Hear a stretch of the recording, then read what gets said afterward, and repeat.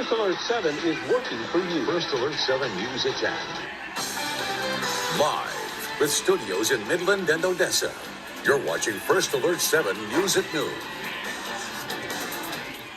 Hello, and thank you for joining us here at noon. I'm Jakob Brandenburg. We'll start with continuing coverage of the measles outbreak across West Texas.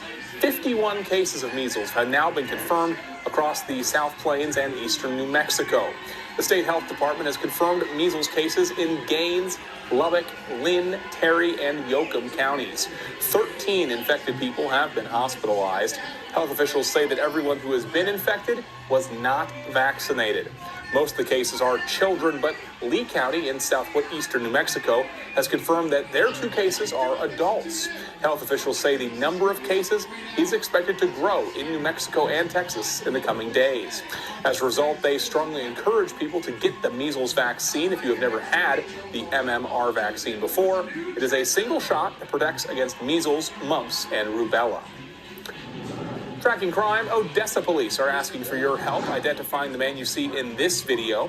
OPD says that he is a person of interest related to an aggravated assault of a 43-year-old man that happened last Tuesday in the 1800 block of West Murphy. The victim had to be taken to the hospital for a head wound.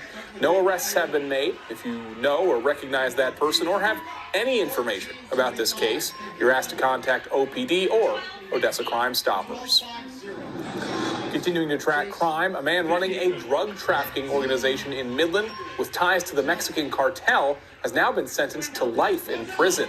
The Justice Department reports that 30-year-old Jose Ramon Castillo Lopez, a.k.a. Pepo, supplied people with guns, meth, cocaine, heroin, and fentanyl.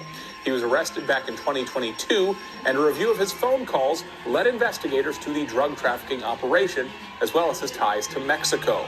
According to the Department of Justice, per month, Castillo Lopez was responsible for distributing 100 to 300 pounds of meth, more than 40 pounds of cocaine, and several hundred grams of fentanyl pills and heroin, again, just per month.